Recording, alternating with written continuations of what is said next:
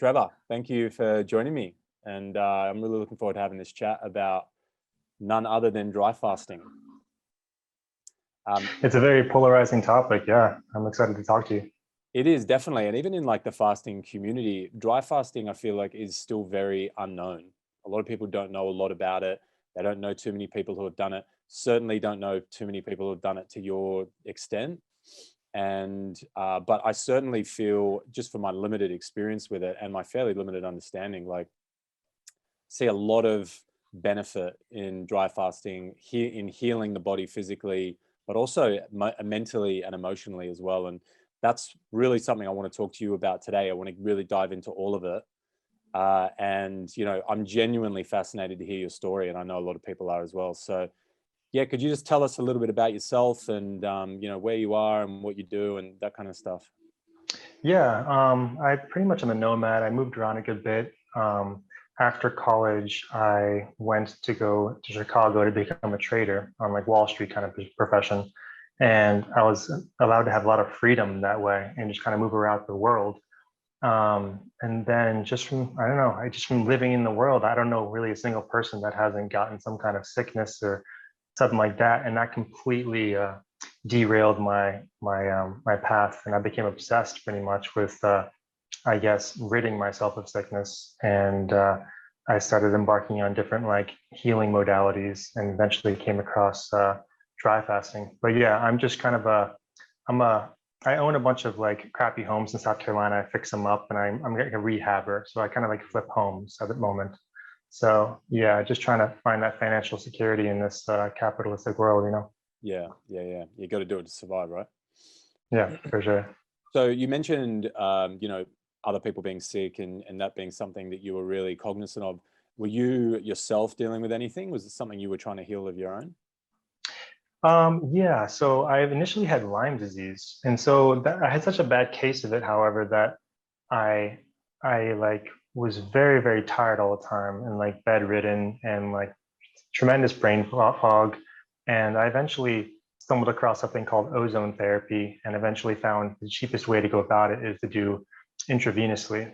And I went to Salt Lake City to this one doctor, and I'm doing something called 10 pass. You do like 10 passes of ozone therapy into your blood, and it kind of saturates your blood in oxygen. Obviously, ozone is O3. Are you familiar with ozone? Yeah, a little bit. Okay. Yeah, so eventually I realized that it was kind of working, and it kind of sedated my symptoms, and then I started realizing that ozone saunas were the way to go.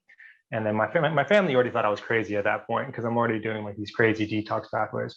And then I embarked on like a Dr. Morris diet, which was kind of like just fruits and vegetables. I was purposely trying to have as little protein as possible. So it was kind of really fascinating for me to see how the body reacted with that, which wasn't really nothing really happened at all besides me thinking clearly and feeling healthier.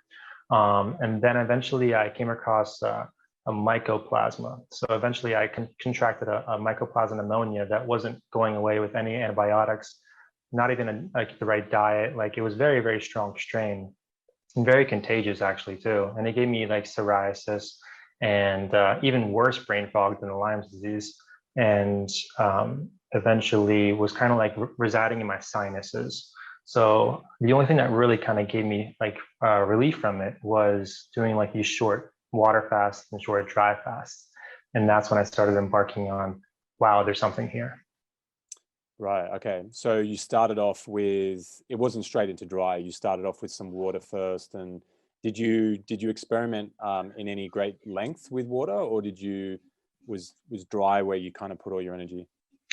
You know what? I actually have only done a 3 day water fast. Right. Now that you Okay. think about it, I never really even thought about that before. Um, yeah, I started doing juice fasting, and then I did a water fast, and I used to string them along because I wanted to keep the autophagy. And so I did like 3 day water fast separated by one big meal, and then another 3 day water fast. I would do that for like 3 or 4 months. And then I realized that I was really feeling healthy, but it was kind of hard to do fasting all the time, stringing it along like that, but I wasn't really getting anywhere. It wasn't like giving me a cure, you know? And so I started doing dry fasting, and I was like, wow, this is way more effective. And I feel a lot more healing. and it's exactly the way I read it in like, the literature. So I was way more interested in that at that point. And before you did the 20, did you do like how many shorter dry fasts did you do, and how many, like what kind of lengths did you experiment with?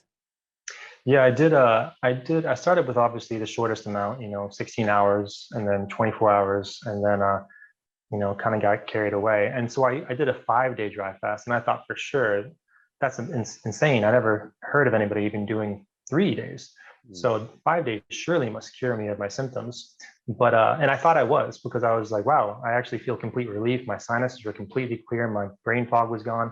Mm. And then that didn't work. And then I went like a month later to do.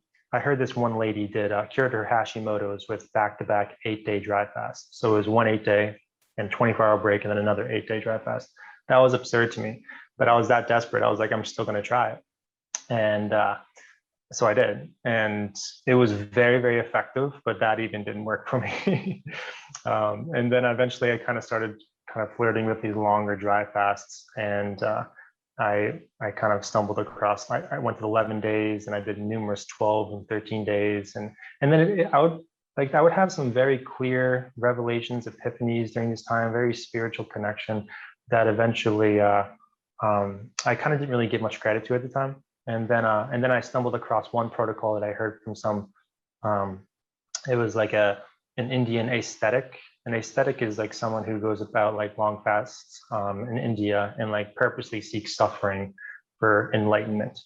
And so eventually they were saying to do like a crazy protocol. And this is not medical advice at all, but they were saying to do 15 days, 3-day break, 15 days, 3-day break, 15 days, 3-day break. So I did 4 of them in a row, and that worked. So wait, that's 60 days of dry fasting? 60 days of dry fasting. And they had a guide when they did it, and I didn't do it with a guide, which is a little bit reckless, I would say. Mm. But I didn't want to go to India or Russia. I just wanted to stay in the comfort of my own home. And so I had to figure this kind of all out for myself, and eventually unveiled different techniques on how to go about fasting to make it easier process to go deeper. So all the fasting you've done, the dry fasting so far, has been a bit of a solo effort. Yeah, all of it's been so far. Yeah. I actually almost went to Russia for the 20-day fast, but instead I was like, I'm going to go to Guatemala instead. And I wanted to kind of seek more the spiritual aspect of it. And that was definitely available for me. Like it was actually the best time of my life. Yeah. You mentioned before you were doing a lot of dry fasting and you were seeing results, but you weren't getting the curative value you were looking for. Are you referring to the Lyme symptoms, or what was it that you weren't getting relief Yeah, from? the Lyme disease was actually cured with I did like extensive ozone saunas. So that's where you go into a sauna and you put ozone tubes into it, and you do it for like 6 months straight, and you kind of rash out in Lyme disease all across your body. And that lasts for like 17 days of hell. So you just have to figure out how to eat correctly and get the rashes to go away, because the Lyme actually resides in your skin, just like a lot of viruses and bacteria. And then I got rid of that. So that was kind of like a done deal. And then sure enough, I got this other monstrous thing. Um, and so now I had to attack that. And I know people probably are thinking it's probably the same thing. It was completely different things. Like Lyme disease and the mycoplasma are completely different acting viruses. Yeah. So eventually I would see that when I broke the fast, it would come back within like 48 hours to 72 hours. I'd see some kind of light symptom. It was trying to like repopulate my body, and I can experience that process.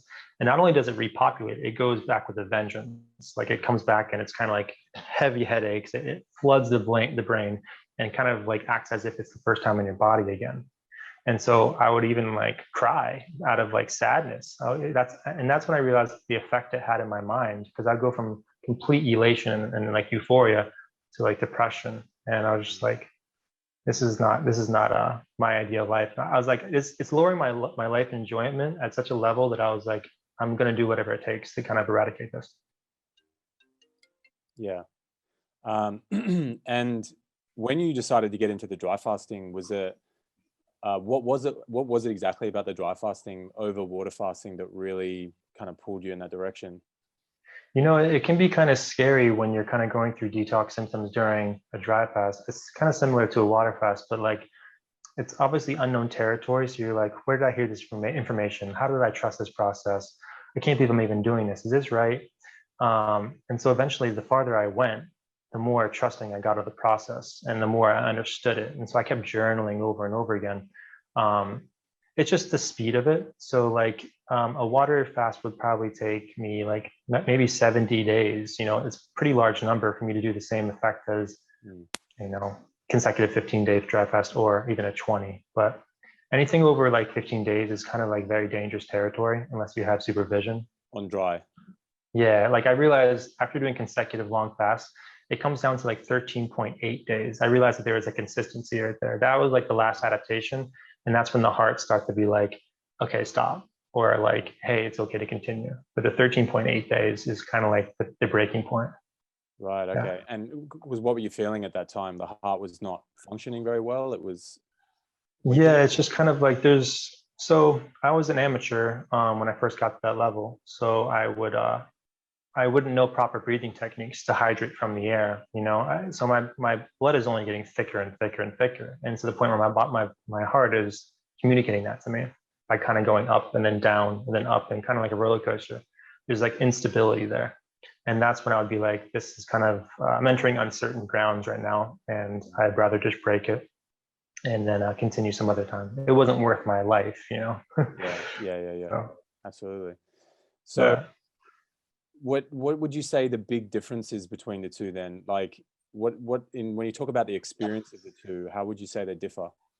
The biggest thing that I would say is like, so I recognized that my virus in particular was one that was kind of existing all across my body, like every single inch of my skin. It was everywhere in my sinuses, my brain. So it liked moisture. It liked the ability to travel within my bodily fluids. It was like a mucus microorganism. So according to like Russian literature on this topic, like it's kind of humans need water, but so do parasites and fungus and bacteria. They also love water as well, you know, and you know the whole lymphatic system has to be cleansed completely. So imagine what happens when your body's kind of consistently adapting to different forms of hydration. So it's going to utilize that same liquid that it was residing in, you know. So you expedite this process in that path. Mm. There's a few other reasons as well, but yeah, I just kind of liked the exponential autophagy that I would experience. So even if I was kind of like unclean going into a dry fast, the dry fast would actually clean my skin. Like that's how much my body's looking for the proteins and like the just anything that it can eat for fuel, you know. And then the mental clarity is very prevalent as well. So yeah, I just kind of like the fast amount of time that it takes for a dry fast. Yeah. You just mentioned about the fluid and from what I'm gathering, you're talking about how when you're on a dry fast, the body goes internally into endogenous waters. Is that right? And then starts to look for hydration within, because obviously you're not taking it. I mean, you are kind of taking it in externally as well, aren't you? You're taking it in from the air. Yeah, And you are kind of, yeah. yeah, but this is one of the big differences, right? That when you're dry fasting, the body starts to metabolize its own water sources, and that's where some of the deeper levels of healing come about. Yeah, absolutely. And I think that it's hard to conceptualize when you've been living your entire life on food, you know? So, and I think it's actually, so people always describe like bouts of clarity when they fast, you know, that's kind of, but they're temporarily experiencing their true self, their natural self. So I think that if you allow your body to adapt to different hydration, so it goes from hydrating orally, and then it goes to hydrating internally. You're hydrating off of your fat cells, you know, and then you're hydrating eventually off of the air. So that's when it becomes like more elite. You have to understand how to do breathing techniques and trust the process. And if you'll notice, like breatharians kind of like being near bodies of water, you know, the very, I only know two, and they like to be near a lake, and they know be near a beach as well. They'll even immerse themselves in the water. And that's the only way to really sustain it, you know, external hydration. Because I think it's kind of important to even note that what happens when you break a long dry fast, it's you kind of, you can experience intense dehydration. So I'm completely okay 20 days. And then when I ingest water again, it's like my body's like, well, what are we doing now? We're switching over to external hydration. And now I'm experiencing dehydration because it's kind of like, we're not doing that. We thought we were breatharian for a second, Right. and now we're going back to being, a regular human. So the body has to like transition into a whole, a different system of hydration and breaking down water and hydrating itself. Yeah. Yeah. That's why it pays to kind of stay put, like you might hydrate, you might think you can move around, but you can't. Like every 20 minutes, you're going to experience extreme dehydration. So just kind of chill out, let your body kind of inflame back up like a water bag. And then you're kind of like witnessing yourself rebuild. And it's really a beautiful process because you're like laying in bed. It's kind of like you're just witnessing all your organs finally coming back online. It's a really cool experience. Yeah, I bet.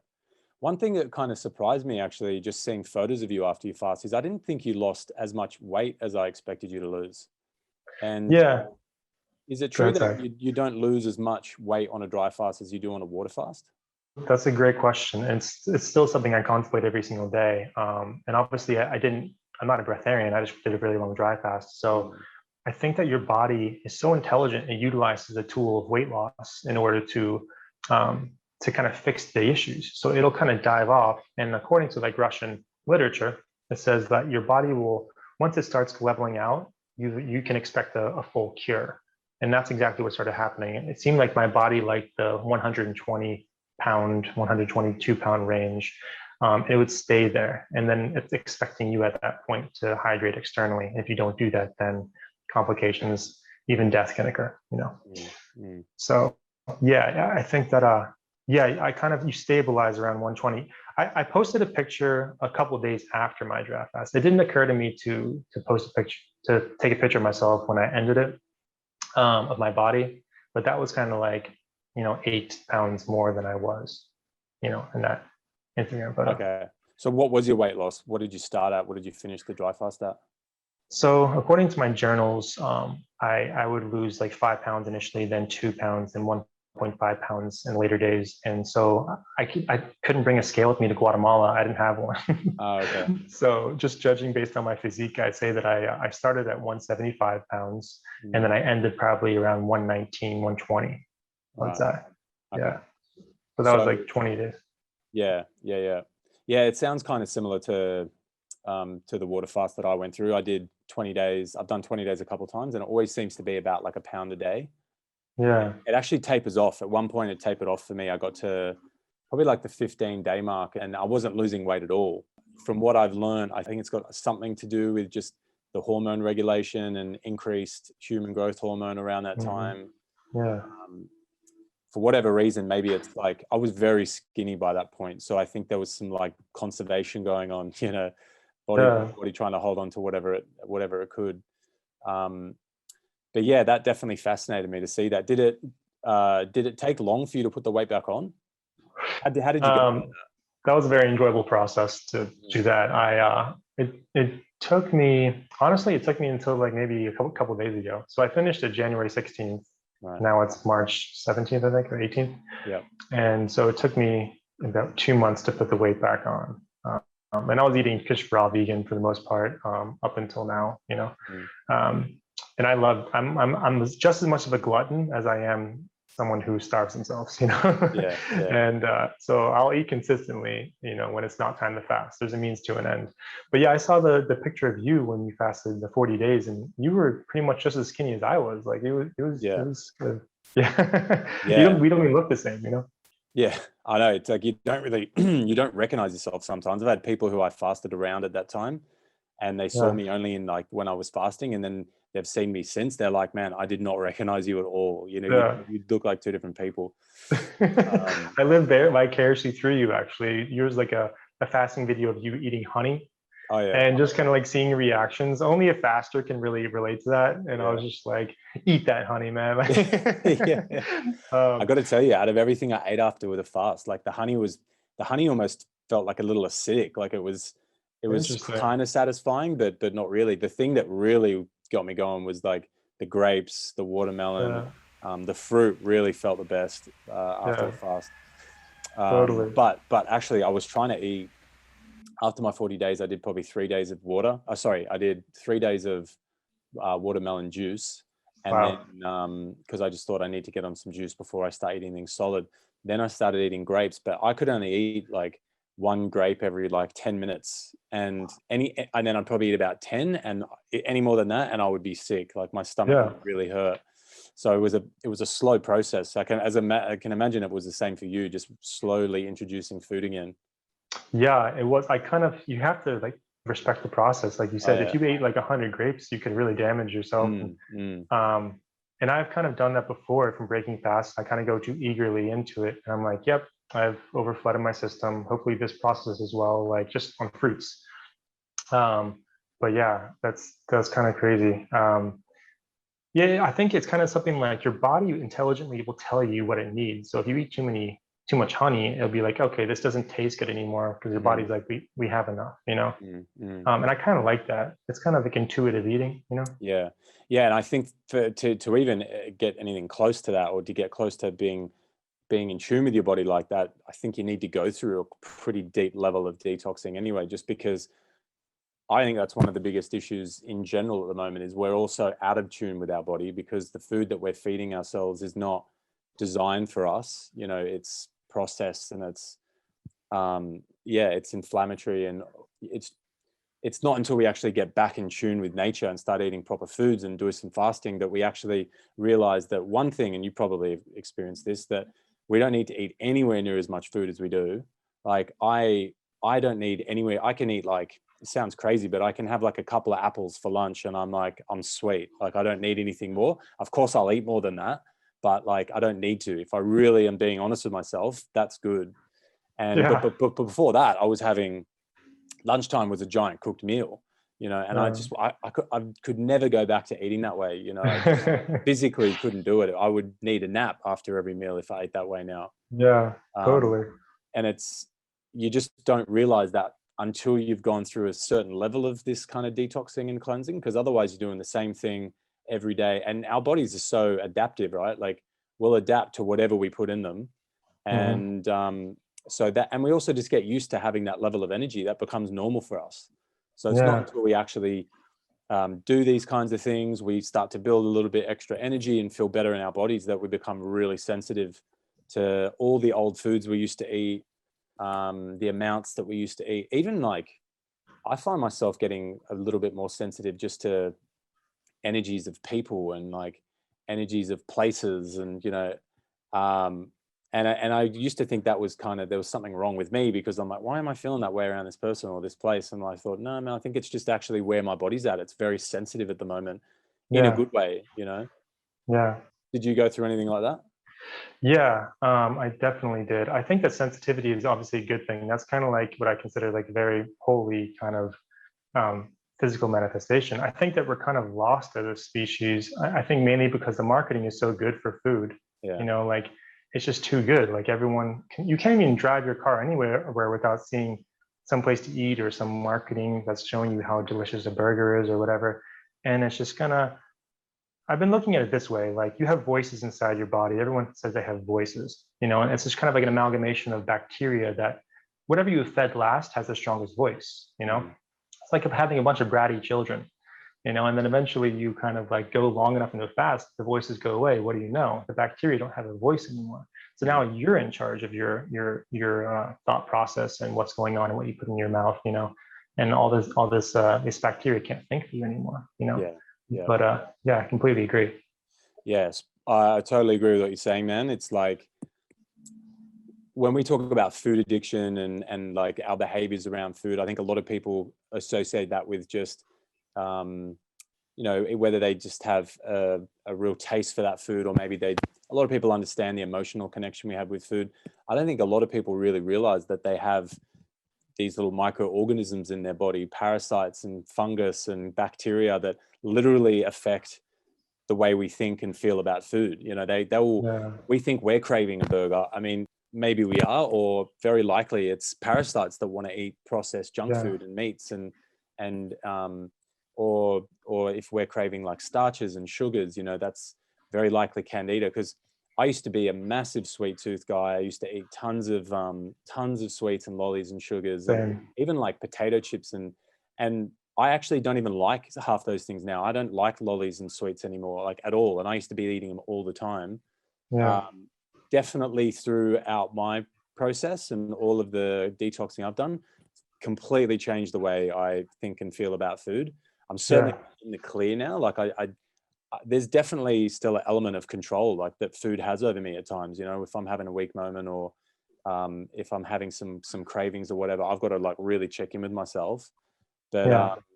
but I know deep down, I really believe deep down that a lot of this is coming from internally, and that I'll get to a level of health where that those physical addictions, those food addictions I have, just aren't going to have as much of an impact on like my day-to-day life as they have in the past. Totally. Yeah, no, I completely agree. I think that there's more to this. I think that like when I was talking to you initially, when I first found you, I was like, damn, there's another guy out there that really cares about people, and he's trying to heal people, not only himself. And that's why I always said we were cut from the same cloth, because Yeah. damn, you actually care, and you're not even asking for money sometimes from people. It's just kind of like, wow, here we go. But I think that there's levels, because what else is there? Like, how can you tap into this like energetically? We're figuring out this food thing, but I mean, when fasting, when I actually have the most energy during a fast, it's when I obviously have nothing in me, and I'm like writing like feverishly. I'm reading books so fast, and like you can get so much done. I have all these business ideas flooding through my mind. I was like, damn, like in 3 days, I've accomplished as much as I would have in a year. Um, so I think that it's really fasting. And if I had to put it in a nutshell for dry fasting, it's pretty much like a series of adaptations for new hydration. You're just kind of finding new ways to hydrate, and you just kind of like just trusting the process. Because I think in 10,000 years, it's going to be a while. We're going to break free from the structure that we have here, and we're going to become more and more breatharians. I think they're kind of afraid. They, meaning like people in power, people with the money, people controlling. They're kind of afraid of breatharians kind of just figuring it back out, because I think that literature is just kind of forgotten. I shouldn't be the first one to scream this on top of a mountain. I shouldn't be the one that's telling you. That's why I feel like I'm in a simulation sometimes. I'm like, how could someone as little as me be telling people the good news, how to heal themselves? And it's not really healing yourself. It's really just going back to your normal, natural, original state. Because right now we're in an unnatural state, as I'm sure you agree. Yeah. Yeah. And it's not like you're saying, oh, everyone needs to do a 20-day dry fast, but it's like getting back to what's innately being human. And that is, fasting is as part of us as eating is. It's normal for us to go without food. And yeah, a lot of the time we didn't do it consciously, or we didn't do it intentionally. It was because food wasn't available, or we went through famine or something. But it's also been used as a conscious tool for a really long time, and not always to heal chronic disease. It was used to enhance our mind and enhance our physical body, not recover from something. Now it's something we more associate with recovery and healing, but it can be, healthy people can do it. That's kind of why Saxon, my brother, got onto this journey with me, because he was like, all right, I'm not dealing with any like major illness or anything, and he's pretty healthy, but he's like, well, how much healthier could I be? And he's completely changed his lifestyle. He fasts regularly now, and he's a really great advocate for that, because it has changed his life in a really positive way. Yeah. But yeah, like if we go back to the dry fasting again, like I'm really curious to learn a little bit more about what it was like for you mentally and emotionally. Yeah, for sure. Like I kind of speaking of Saxon, like I know that he was showing his tongue on Instagram, and that's kind of a vulnerable thing to show. Even I haven't showed my tongue right now, but but I actually it went through in stages. It gets scary, and like as a matter of fact, that's all I really cared about during the fast. Like, how is my tongue progressing? And eventually it became pink again, and I was like, yeah, right. Thank you, God. Fully pink. Did it? Yeah, fully pink. Oh, wow. So, and that kind of shows you the tools that your body's using at that moment. So, like for instance, it'll kind of go through like a drier state on purpose, just to kind of dry out something that's needing that water, and then it'll go back to feeling like good and like hydrated again. I'm like, where am I getting this water from? I feel like I almost felt like I was sleepwalking when I was sleeping and drinking water at night, and just not knowing about it. Which I would have dreams that I would like be in like a different world, and I would have like a cup of water, and I'd wake up kind of like drinking water in my dreams is kind of like a nightmare, Yeah. like, damn it, I broke it, shit. um Uh, yeah, funny. and so pretty much emotionally, yeah, so my emotions are completely dependent upon what I'm curing. So something will fight back. So anybody who embarks on dry fasting, the first 3 days are really hard because your bacteria is telling you to stop doing this because they're dying, and please feed me now. Mm, Just like anybody weaning off any drug, you're kind of going cold turkey. And then if you're going against like a certain parasite, like they're successful. They'll make you break your fast mm, before they die. And they're like, yes, we get to live on the host a little longer. But if you make it through, it's a sense of euphoria. It's like what I call an ancestral like celebration. Because now you have all these, because your DNA goes back farther than you can even believe. And then somebody maybe 2,000 years ago contracted a bacteria that you currently have in this very day. And now for you to eradicate that, you're getting that. This is how I kind of look at it. That DNA, that ancestor, be like, bravo, you did it, And then it's just kind of like a constant like DNA celebration once you break through barriers and like these karmic releases. And it's profound how much physical and spiritual intertwinement there is to kind of, you're cleansing both worlds. mm. So I would cry out of sadness toward the beginning of the fast, and then once you get past a certain phase, you're starting to cry out of like joy, like the world is so beautiful. And right now I'm denser because I'm eating again, so I'm not like as it's not as available to kind of cry just because a damn feather is floating in the air. Yeah. But yeah, there's definitely a roller coaster of emotions for sure. Physically, did you like, what was your energy like from throughout? So sometimes you get like really tired and you're like, man, maybe I should break a fast. And you just kind of feel like your body's going through detox symptoms. It's kind of like, okay, we're working on something here. My heart rate kind of sped up for a little bit. And then like, honestly, in the first 3 days, it would feel the same as I would in like day 15, like it's just this kind of similar energy. Like it depends on what your body's going through.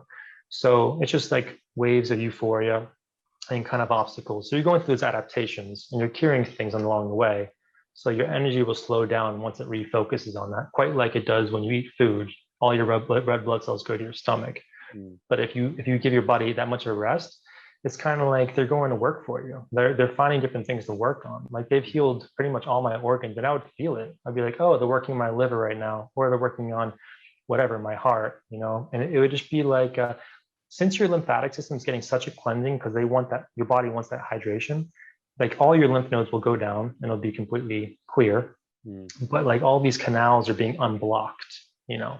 And in the end of the day, I think that's what people are dying from is really just blockages. Yeah. So if you unblock that, what healthier thing could you do?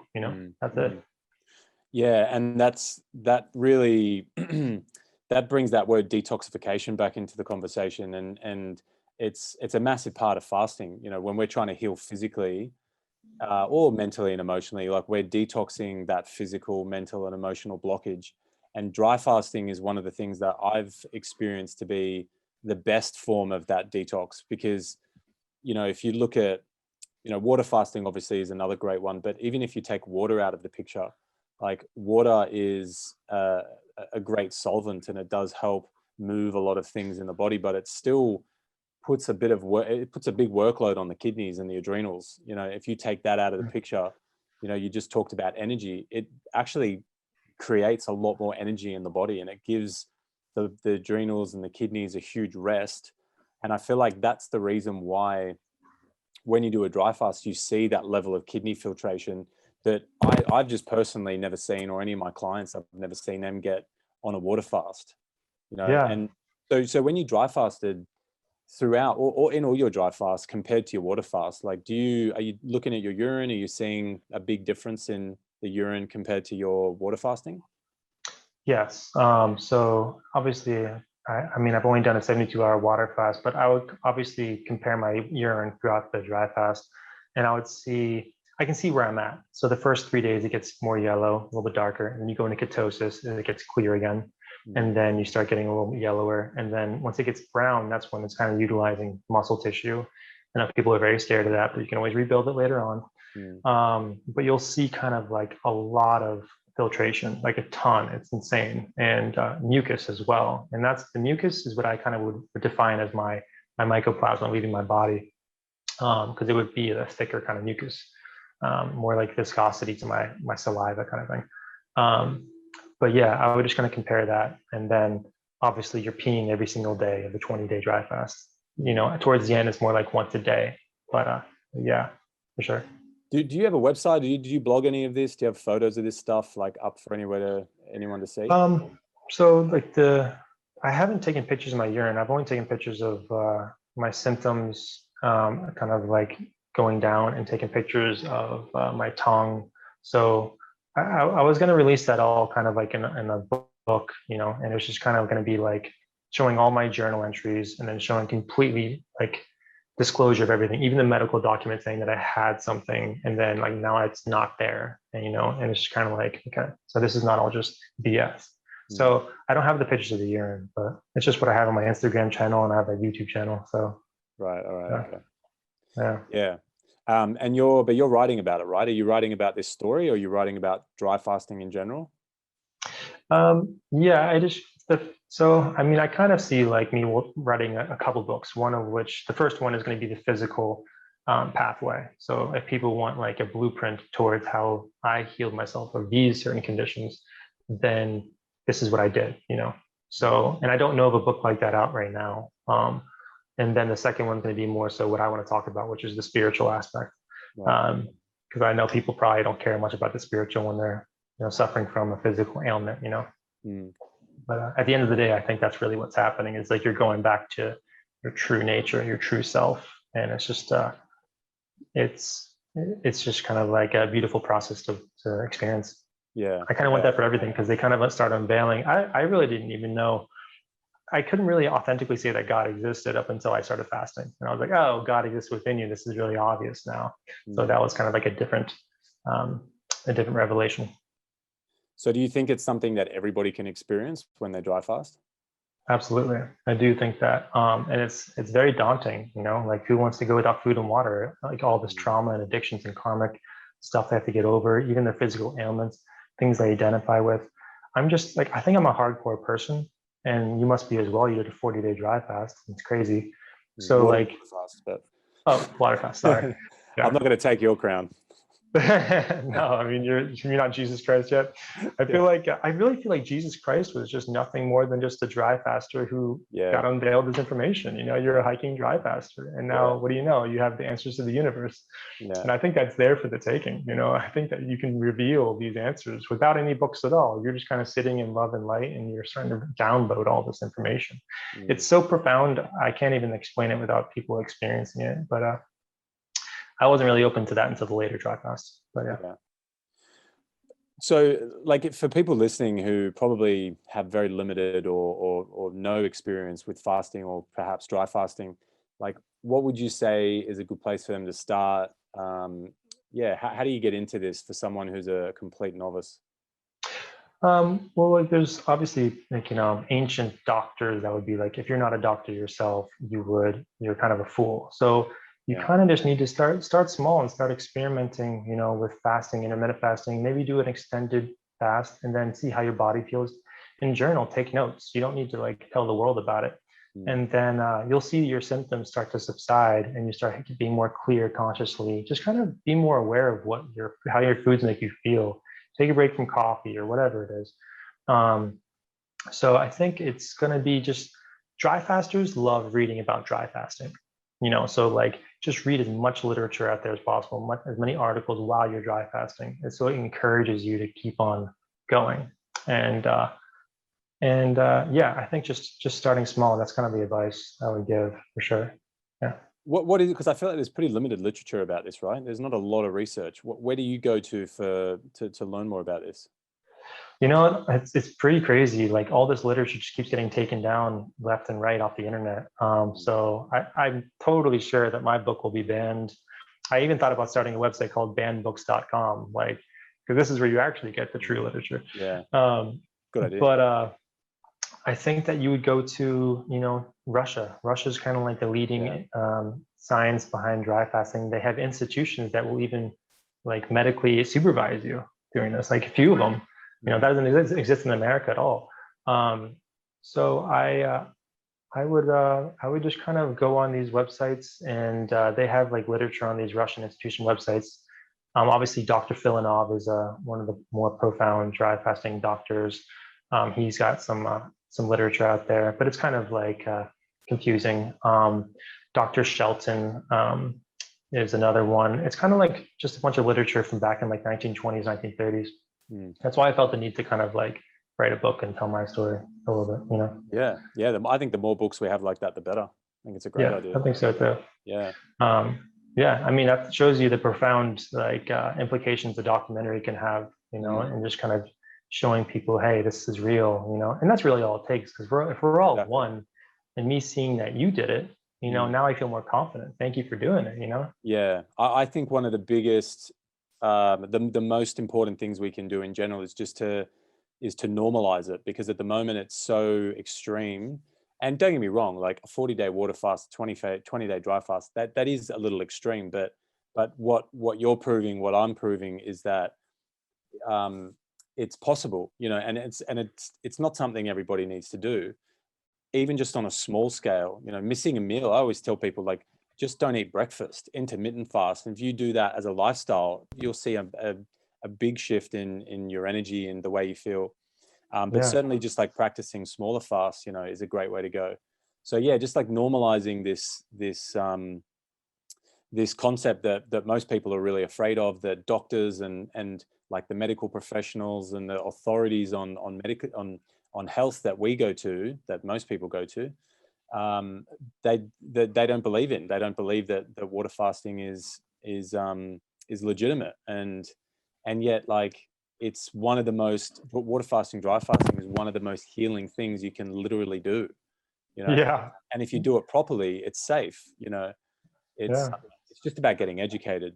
Is really that's another reason why I think I'm in a simulation as well. How could our very own doctors tell you not to water fast or dry fast? Like, it is the most profound healing mechanism you could possibly do. And it just shows you one thing is, like, we are using artificial energy sources, like, in order to feel energy again, but we're not even experiencing true natural energy. Like, people doing 3 or 4 cups of coffee in a day, you're pretty much just nullifying that sensor in your brain that tells you that you should rest. It's like, oh, I'm blocking that sensor constantly, and it's like your body's just confused. And I think that we are a special species of animal on this planet. I really do. And I think that, you might see a shark eats, other fish, and you might see a lion eats other animals. But the thing is, we don't really need to do that. As a matter of fact, I know you probably can see the difference of having meat versus not having meat. You kind of feel this visceral type of animalistic carnal energy that's not really healthy. You feel like the energy of that animal somehow. And it's like, this is, wow, I was living like that constantly, and now I can see the black and white difference of that. Yeah. Even eating dense foods like bread, that makes me a little bit more calcified spiritually as well. Massively. Yeah. Just the whole idea of energy in general, like the foods that we eat, do they have a high level of energy or a low level of energy? And, when you detox, when you fast, it's like you're clearing out all of this metabolic waste, you're clearing out plaque and all these things that are stuck in the body that's literally like pulling on your energy, and it's draining your batteries, so to speak. And then as you get rid of that stuff, that's when you start to feel the nervous system and the body come back to life.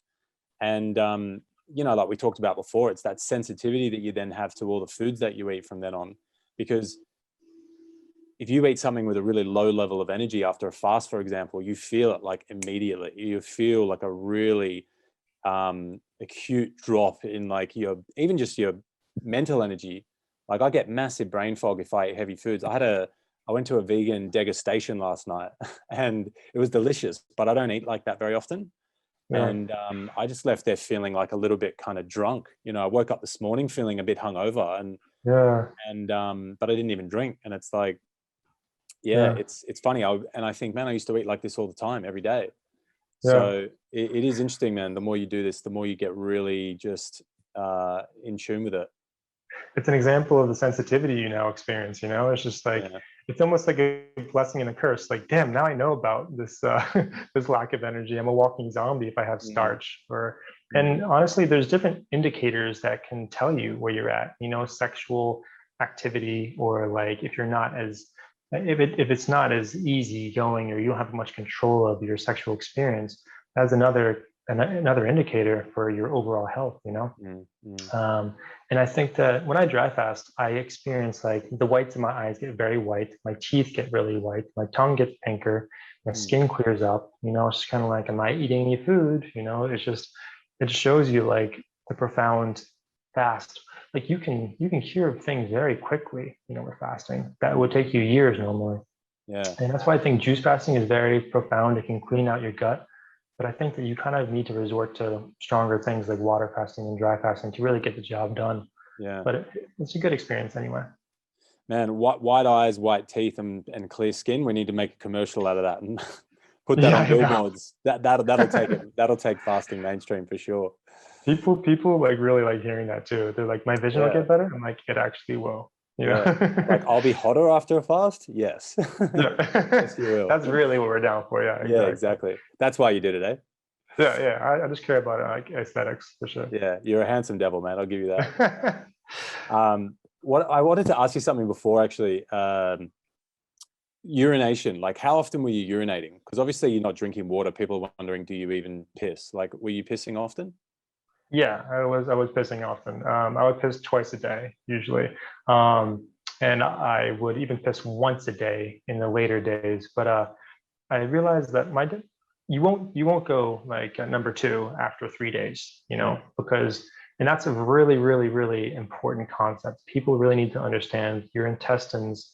If they're going to learn anything, if you're going to dry fast, learn this. Like cleaning your intestines before you fast is like the magic mm, element. And the body just does some really crazy things when the intestines are clean. So, as a matter of fact, if you dry fast and your intestines have food in it, doesn't matter if it's healthy food, it'll start fermenting and it'll start circulating your bloodstream, and you'll experience all sorts of symptoms and bad feelings and emotions because of this fermenting poisonous food. Kind of turns into alcohol, you know, just like your body processes alcohol. It wants to breathe it out. You'll get through it, but it makes it a really much more difficult time, you mm, know, and yeah.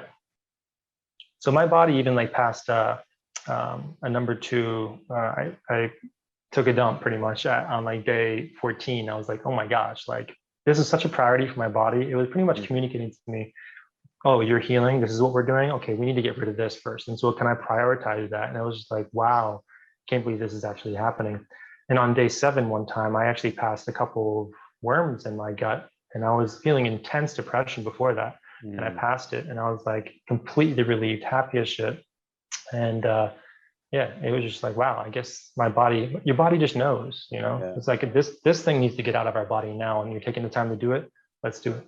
Yeah. You know? Speaking on parasites, like I've had a number of experiences really similar to that. And this feeling of just like massive tiredness and just, yeah, just feeling like depressed and on a fast. And then the next morning, waking up, doing an enema and passing a bunch of worms and literally just feeling night and day better. You know, the minute they were out of my body, I felt better. And I realized through that, you know, because you can't read this stuff in a book, really. There's no science to talk about these kinds of things. You really need to go through them, or you need to hear other people's experiences.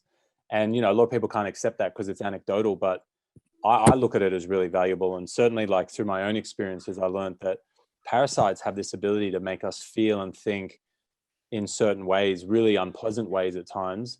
And then when we pass those, we can literally feel a minute later, uh, you know, 10 times better. Like it was pretty profound. So yeah, like I get the questions I get all the time are, do I have parasites, and you know, how do I get rid of them? And my answer is always, well, yeah, you do, because most people, obviously everybody does.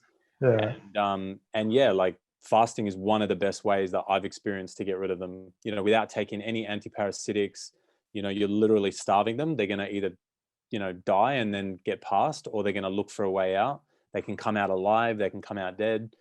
I love it. I like when I see them, I'm like, I'm cheering. Yeah, yeah, I know exactly. I'm the same way too. It's Yeah. such an exciting feeling. Like, wow, yeah, get that out of me. That was like my number one thing. Is like I don't want to live a life where I'm a host to parasites. It just makes me feel gross 100% of the time, day in Mm, and day out, constantly thinking about it.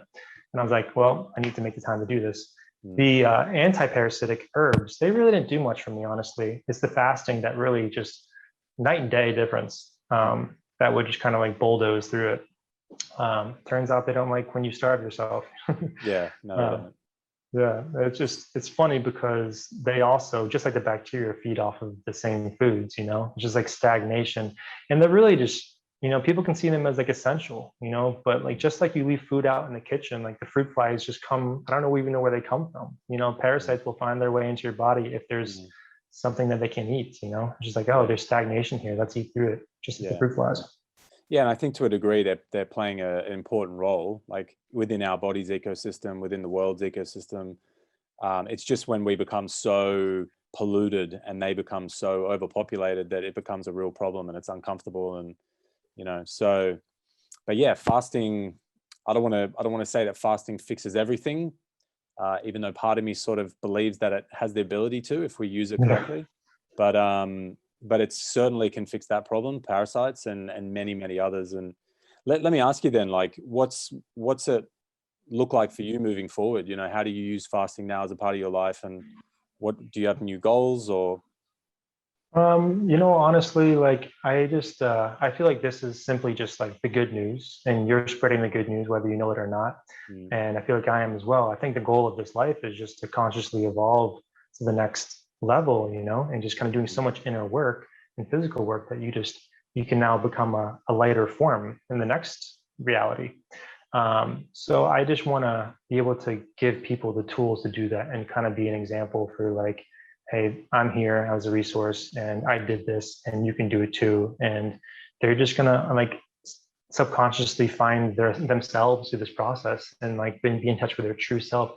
I didn't even know that I did never experience my true self up until I started fasting. And I was like, wow, like I am so much more joyful. I'm so much more intelligent. I'm so much more like in tune with nature. I just want to love every single thing and every single Mm. person, just encourage the shit out of people. Like, you're amazing. Good for you even embarking on this journey. You're doing a 2-day fast. That's like a monumental moment in your life. Um, so I think what I'm going to do is I'm going to publish this book, get it out there, and I'm an extremist. I'm probably going to try to tap into. I'm probably going to pursue breatharian eventually, and just kind of see if that's a possibility. And the way I know to break a fast, I know some of these people might be interested in hearing that, is because you become more. It's not like it's not obvious. It's not like you just like drop dead, out of nowhere. It's very obvious. Your movement will become more and more limited to the point where you can't move at all, and then that's kind of like that pretty much shows you how your blood circulating. You can't even move, so it's time to break the damn fast. Mm. You have such thick blood. You're not breathing correctly. You're not doing this whole transitional period well enough, or you're just too toxic. I always tell people, you're limited by your toxicity. It's time to break. You get the rest of your life, go back into it. And I've had numerous COVID people come to me that like 8 months later, they can't smell or taste. And that's a very interesting thing. Like, they'll get their smell and taste back after just doing, it's a 9-day dry fast that's required for that. So people have done a 7-day dry fast, they get their smell and taste back, so they know it's possible. And then they go back at it for a 9-day. Is that why you broke the 20 days at that point? Is you started to feel like you just couldn't move anymore? I was actually okay. But once I like can consider, like, I took a sip of water. Like, I was gonna consider at the end of the dry fast, and I was gonna start transition to a water fast. So I took a sip of water, and then I get carried away, and I want another sip. It Yeah. becomes like orgasmic. Best drink of water you've ever had in your life, I bet. Yeah, for sure. I mean, there's been so many fasts that I broke where I'm kind of like crying from like enjoyment, like, this is the best feeling in my entire life. Oh my God. So now I'm used to that. So now I kind of just see it for what it is, like, I think once you break a certain point in a dry fast, you kind of see food, you're indifferent about food now. It's just kind of like, oh, all the bacteria is dead. So now I just, you can consciously go about it a little easier. It's like an alcoholic being in a bar and being like, I truly don't crave alcohol, Mm. Mm. same thing.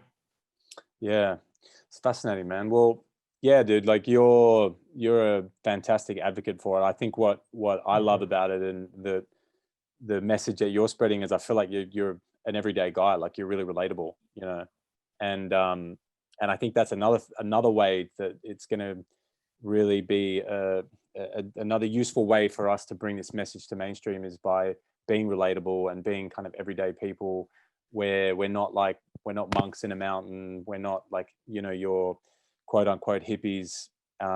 No offense to hippies, but yeah, just it's something that we can all use, big or small, in our everyday lives, regardless of what diet we eat. And regardless of what our goals are, you know, like there's something to gain for everybody when we start to incorporate more fasting into our life, and we do it responsibly and make sure we're educated. And yeah, man. So I appreciate you jumping you've on. been a really, really amazing anchor in this entire community. I know you're only going to grow, especially after the documentary. But yeah, you even brought me on board, and I just want to say thank you very much for doing that, because you've helped a lot of people even through that ripple you created in the world, you know. So Yeah, it's just amazing that you're keeping going with this process, and you haven't faltered at all. yeah. Well, not on screen anyway. There's a lot happens behind the scenes, but I try to be transparent about it all, because, you know, that's the side of it that is definitely important as well. Like, it's not all, as we were saying earlier before we jumped on, you know, it's like, it's not all butterflies and roses. It's like there's a lot of this journey is really tough, and there's a lot of like failures and there's a lot of triumphs, and all of it is important, and being honest about all of it is important. So yeah, man, I appreciate you jumping on, and yeah, let's chat again soon. For sure, man. I had a lot of fun. Thank you very much again, man. Awesome, dude.